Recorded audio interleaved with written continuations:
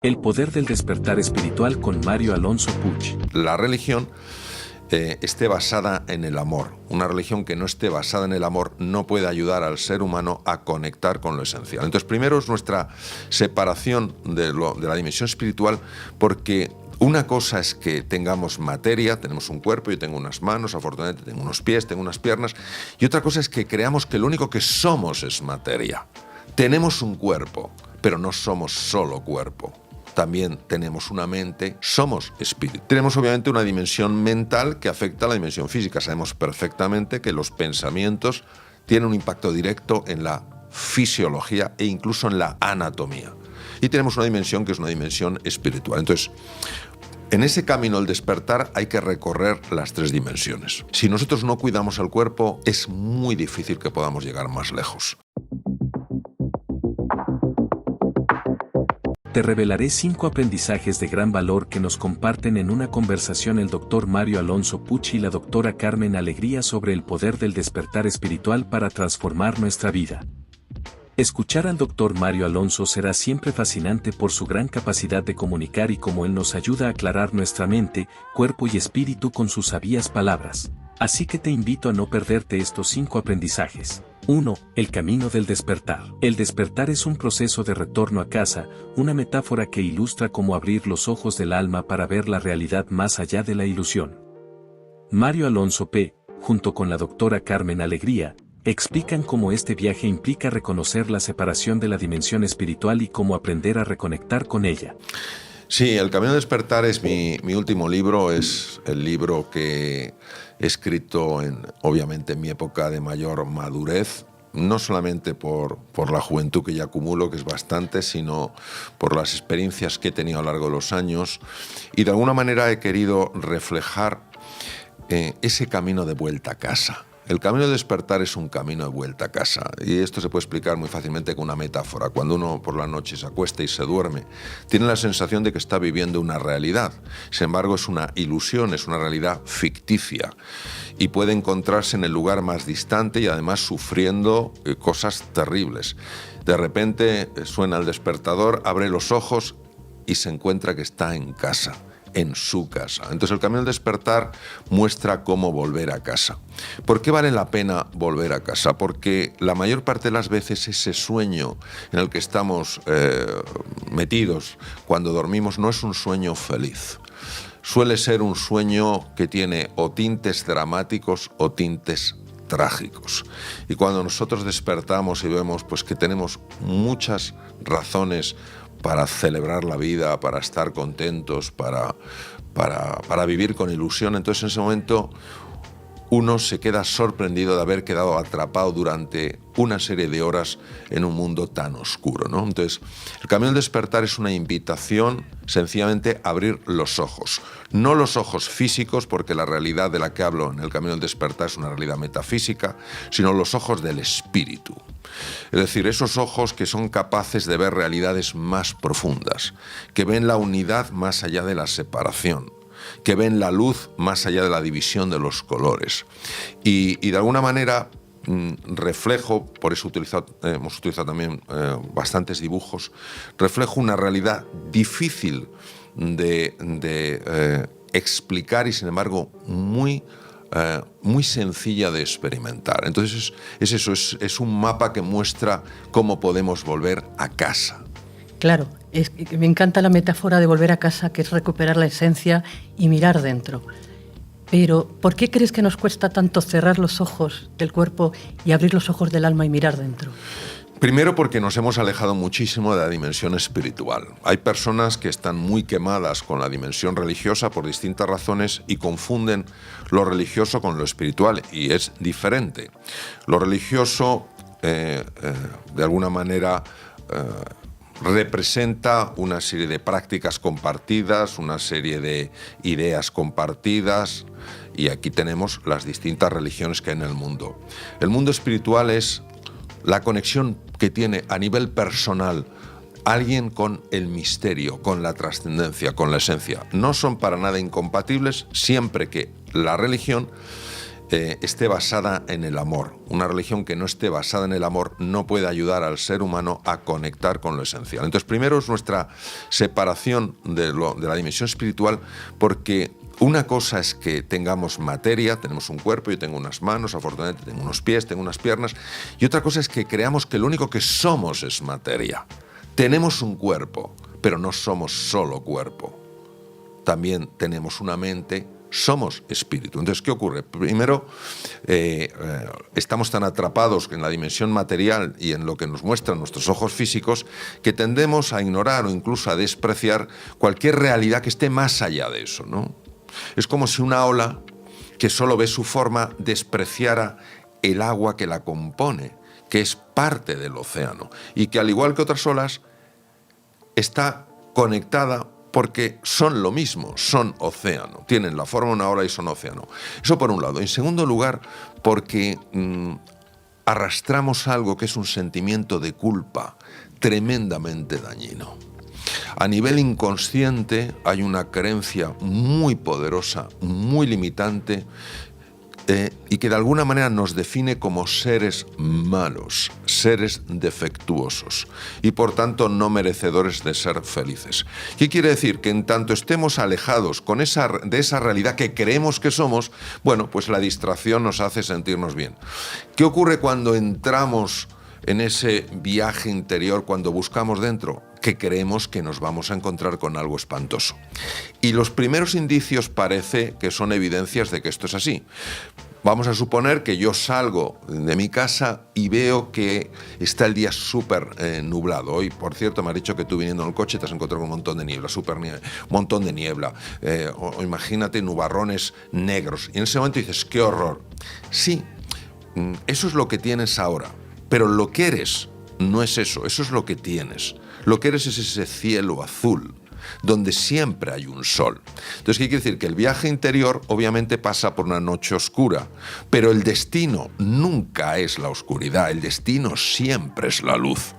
Por eso, científicos, filósofos, místicos, escritores han pasado por su noche oscura.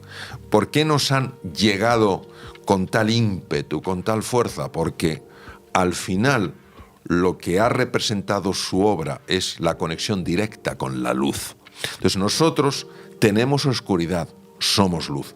¿Qué ocurre? Que en el viaje interior o una persona se abre a la posibilidad de que su esencia sea una esencia inocente y hermosa, o no se va a atrever porque va a creer que no hay nada más allá de esos nubarrones. Es como hace 500 años cuando pensábamos que más allá del horizonte había un precipicio lleno de monstruos. Entonces nadie se atrevía. Hasta que Colón y un grupo de valientes marineros demostraron que no solamente no había un foso lleno de monstruos, sino que había no ya un camino a las Indias para traer las valiosas especias que se cultivan allí, sino todo un continente, o sea, un continente como América. Entonces, claro, esto es lo que nos estamos perdiendo por creer que en nuestra esencia no anida la hermosura, la grandeza y la bondad, sino la oscuridad. 2. La importancia del cuidado del cuerpo. Se resalta la necesidad de amar y cuidar el cuerpo como un primer paso en el camino del despertar. Se destaca que el cuerpo no es solo materia, sino también una entrada al espíritu. Mario Alonso enfatiza cómo el cuerpo lleva la cuenta de nuestras experiencias y cómo su relajación y bienestar son fundamentales para conectar con las otras dimensiones. Y para trascender esa oscuridad de la que hablas, para abrazar la incertidumbre, para entender la diferencia entre religión y espiritualidad que hablabas hace un momentito también, ¿es necesariamente obligatorio hacer el camino desde la espiritualidad o nos sirven también otras técnicas alternativas? Vamos a ver, nosotros tenemos que distinguir en la condición humana, en la naturaleza humana, tres dimensiones. Una, la dimensión física. Nosotros los médicos, cuando nos encontramos con una persona enferma, tenemos que ver qué le duele, qué síntomas tiene, qué signos tiene e intentar descubrir qué órgano está fallando y de qué manera está fallando. Y esta dimensión es importantísima. Tenemos obviamente una dimensión mental que afecta a la dimensión física. Sabemos perfectamente que los pensamientos tienen un impacto directo en la fisiología e incluso en la anatomía. y tenemos una dimensión que es una dimensión espiritual. Entonces, en ese camino del despertar hay que recorrer las 3 dimensiones. Por ejemplo, una persona que descuide por completo su parte física, que es lo que hizo curiosamente Sakyamuni Buda, el primer Buda, Gautama Siddhartha, siguiendo lo que hacían los brahmanes, que era considerar que el cuerpo era como la cárcel del alma y lo dañaban y estuvo a punto de morir. Por eso, si nosotros no cuidamos el cuerpo, es muy difícil que podamos llegar más lejos. Porque fíjate qué curioso, Carmen, el cuerpo, que es tan material y tan físico, es la entrada al espíritu. Ni más ni menos que la gran científico norteamericana Candice Pert, la descubridora de los receptores opiáceos en las células, ella dijo que el cuerpo era el inconsciente. Yo la escuché a ella en Los Ángeles y dije, qué bárbaro lo que acaba esta mujer de decir. El cuerpo es el inconsciente. Y de hecho hoy sabemos que el cuerpo lleva la cuenta. Nuestra experiencia está grabada en nuestras células, en nuestros músculos, en nuestro tubo digestivo, en nuestras vistas en general. Entonces, es el cuerpo. Entonces, lo primero que hay que hacer es conseguir que el cuerpo sea un cuerpo relajado, sea un cuerpo que se destense, que se aflojen esas corazas neuromusculares, que no somos conscientes de ellas porque nos hemos acostumbrado. Es decir, como quien lleva una mochila, le van poniendo piedrecitas, una a una, y no se da cuenta, y al final va doblado y dice, no, yo soy así, no es que tienes una mochila que pesa 20 kilos, y pues vas doblado, ¿no? Entonces, yo creo que lo primero que necesitamos es amar nuestro cuerpo. Amar nuestro cuerpo quiere decir tratarlo bien desde el punto de vista del descanso, desde el punto de vista de la nutrición, desde el punto de vista del ejercicio físico, desde el punto de vista de la postura. Y cuando nosotros hacemos eso, también estamos empezando a conectar con las otras dimensiones porque están como vasos comunicantes tremendamente interconectadas. Una vez que tú has conseguido esta conexión con el cuerpo, tienes que ir a la segunda dimensión, que es la dimensión de la mente. 3. El poder de la mente y la meditación. Se aborda la tendencia de la mente a viajar al pasado o al futuro, generando preocupación y ansiedad. La meditación se presenta como una herramienta poderosa para reconectar con el presente y mejorar la salud mental. Se destaca que la mente influye directamente en la percepción de la realidad y que la práctica de la meditación puede mejorar la eficiencia y el manejo de datos. ¿A qué me refiero?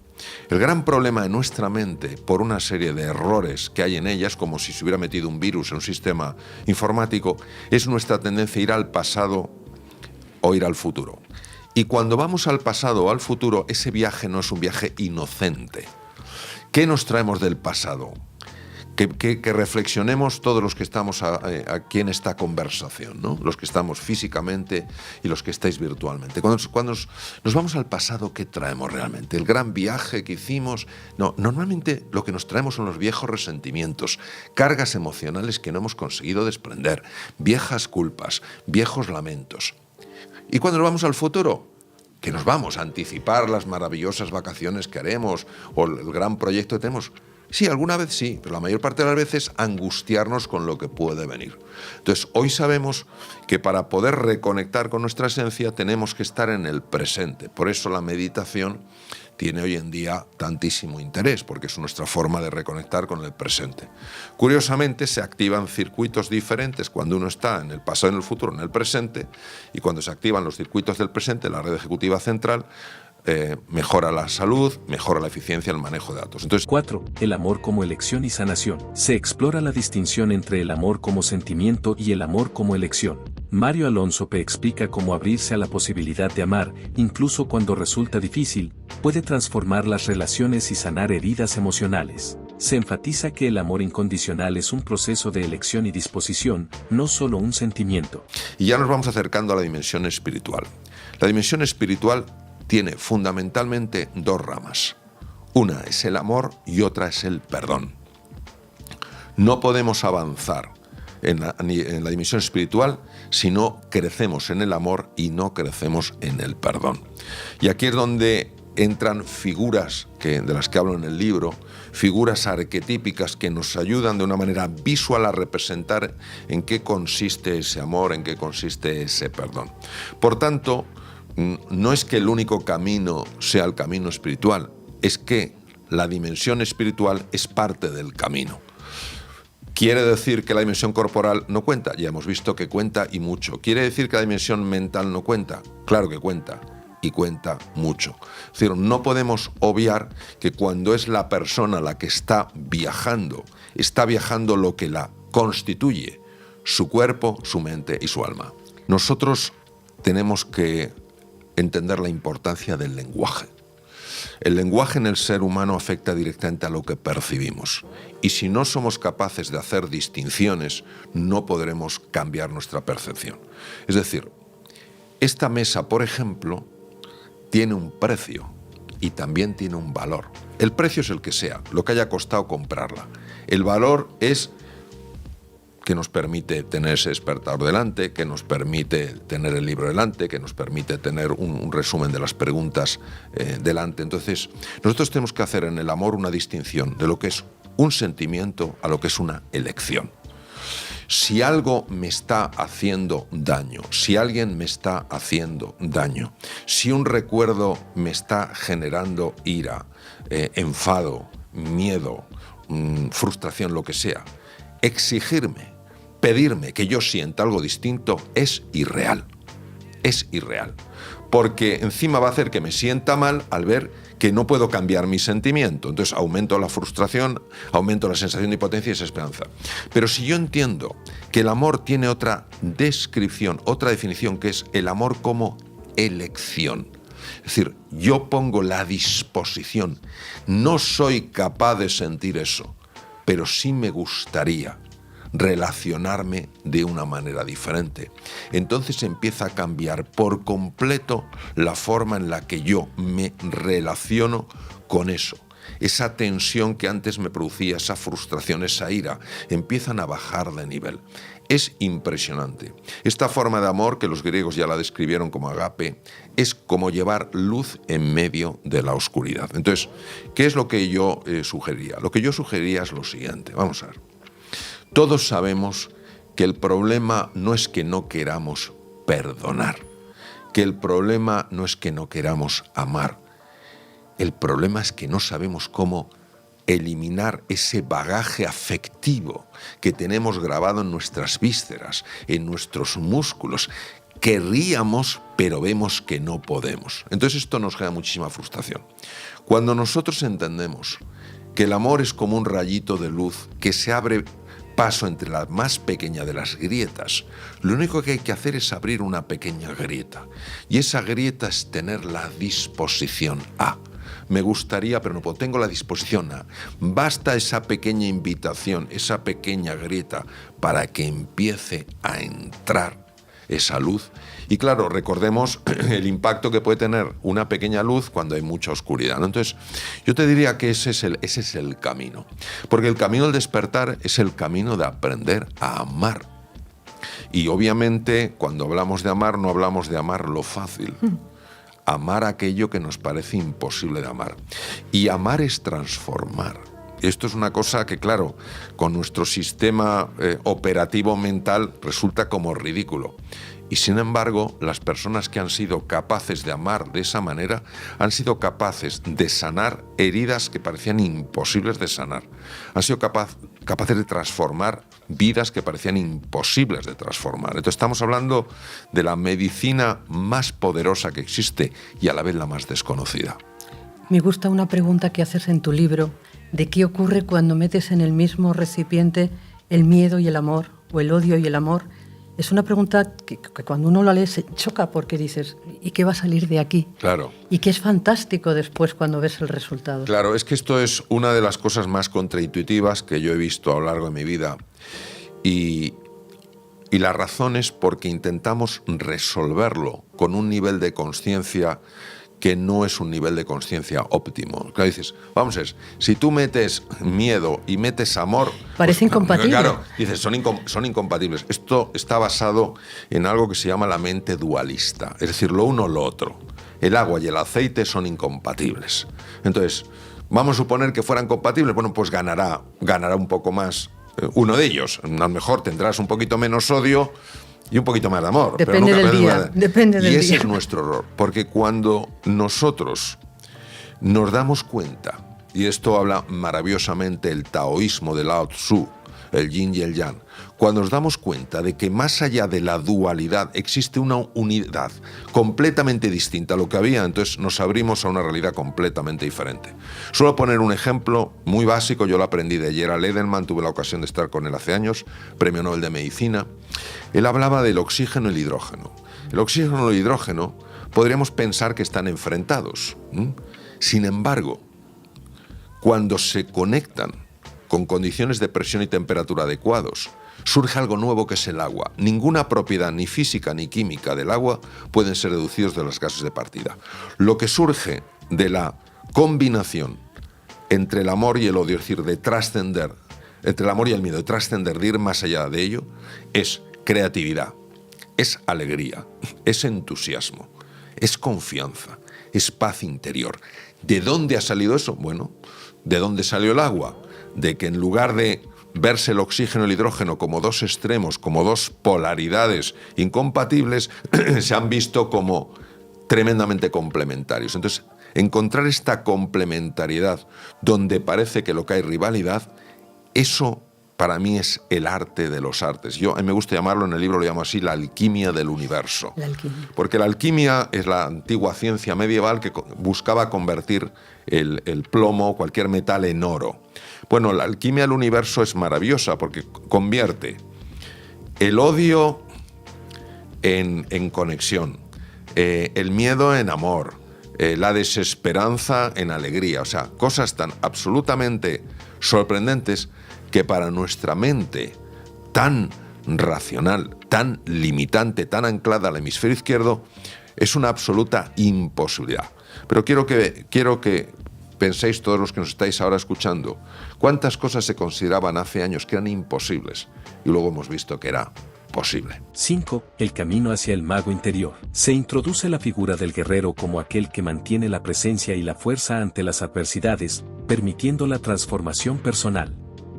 Se describe como el mago, representando la energía femenina, interactúa con el niño herido interior, brindando una acogida amorosa y sanadora. Se destaca la importancia de abrazar y aceptar al niño interior como parte del proceso de crecimiento y sanación. ¿Qué tenemos que hacer para pasar de ser guerreros a ser magos? La figura del guerrero y la figura del mago son figuras arquetípicas. Un arquetipo es una imagen que tiene una gran connotación afectiva en nosotros. Es decir, de alguna manera basta que tú traigas esa imagen para que salga de ti una fuerza especial. ¿Por qué? Porque esa imagen está en el inconsciente y está conectada con sentimientos, con experiencias y con emociones. Las dos figuras arquetípicas por excelencia en el camino del despertar, hay muchos arquetipos, yo he elegido dos porque para mí son sin duda los más representativos, son el guerrero y el mago. ¿Qué es el guerrero? ¿Quién es el guerrero? El guerrero es una persona, un hombre, una mujer, que deciden no salir huyendo cuando se encuentran frente a lo que no les gusta ver de sí mismos, sus sombras. Tampoco se quedan bloqueados, no toman una actitud sumisa, ni se enfrentan, ni se enfadan, simplemente se mantienen. Esa es la figura arquetípica del guerrero. No es un guerrero agresivo, es un guerrero pacífico, pero es un guerrero, es la fuerza del carácter, es la presencia, es no me muevo, no me muevo. Ni me vuelvo una persona sumisa, ni salgo corriendo, no me muevo. Cuando uno es capaz de mantener esa fuerza, esa presencia, ese carácter, sucede algo sorprendente, sucede algo impresionante, que es que empieza a cambiar todo ese entorno en el que la persona está. Hasta ahora se estaba enfrentando con cosas que tendían a asustarle, por eso le llamo en el libro los dragones o los demonios, y le invitaban o a bloquearse o a tomar una actitud sumisa o salir huyendo. Ahora se ha quedado quieto, se ha mantenido, ha aguantado el tipo. Y los dragones o los demonios, en sentido arquetípico, desaparecen y aparece una puerta. En realidad son una puerta. De hecho, en los países budistas de los Himalayas, el Tíbet, Bután, etc., en la ascensión a los monasterios a veces te encuentras figuras que son como demoníacas, con unos dientes horribles, unas miradas espantosas. Y lo que te dicen es que tienes que ser capaz de ver en ellos no algo que te asusta, sino algo que te libera. Por tanto, la relación con ellos es lo que les cambia a ellos. Yo no me enfrento a ellos, soy más fuerte que tú, no huyo de ellos, ni tampoco me quedo bloqueado. Yo me mantengo firme ante ellos. Y de alguna manera ellos empiezan a cambiar y donde había ese monstruo, ese dragón, ese demonio, se abre una puerta. ¿Y quién sale de esa puerta? Sale nuestro niño herido. Todos, lo sepamos o no, acarreamos traumas, microtraumas, desde que somos pequeños. ¿Y esto por qué? Porque todos aspiramos a un amor incondicional, que es el que conocimos antes de tener esta forma material, y esto no te lo da casi nadie. Entonces tenemos ese trauma, tenemos esa herida. Incluso hay personas que han sufrido mucho por causa de otras personas. Entonces sale el niño herido. El niño herido es el niño que se ha defendido generando esos dragones, generando esos demonios, y ahora se ve desnudo ante una persona. Esa persona le abrazará o le despreciará. Y ahí es donde aparece la figura del mago. El guerrero representa en el taoísmo la energía yang, la energía masculina, mientras que el mago representa la energía yin, la energía femenina. Y si lo llevamos a los hemisferios cerebrales, el yang sería el hemisferio izquierdo del cerebro y el yin el hemisferio derecho. Entonces, ¿qué ocurre? Que es ese abrazo maternal, es esa acogida. Yo te quiero no por cómo eres, no por los traumas que tienes o dejas de tener, no por tu mal temperamento, yo te quiero por quién eres. Y en ese abrazo es donde se produce la sanación del niño herido, ¿no? La sanación de nuestras heridas emocionales. Por eso el mago no puede entrar si antes no le ha abierto el camino el guerrero, porque el mago no lidia con los dragones. El mago tiene que interactuar con el niño herido, y para eso tienen que haber desaparecido los dragones. Los dragones no desaparecen si no ha mantenido ese guerrero una presencia fuerte. Te escucho y me emociona, porque creo que todos tenemos dentro nuestro niño, y lo importante es que aprendamos a abrazar ese niño desde la aceptación absoluta y lo curativo que debe de ser. Resaltan la importancia de reconocer y abrazar nuestras dimensiones físicas, mentales y espirituales para iniciar un proceso de despertar y transformación personal. Únete a la comunidad del 1%, a los que están dispuestos a pagar el precio del éxito. Suscríbete hoy mismo a Mentalidad Top y sé parte de una comunidad exclusiva, soñadora y disciplinada. Únete a este espacio seguro donde el dolor se transforma en poder y la adversidad en oportunidad. Al suscribirte no solo formarás parte del canal, sino que también te comprometes a cuidar y a nutrir tu mentalidad diariamente como lo hace la gente que hoy en día ya gozan de sus resultados. Te estaré compartiendo entrevistas que realmente harán de tu vida altamente exitosa, que tengas ganas de trabajar en ti hasta alcanzar tus metas sin importar cómo se encuentren tus emociones hoy.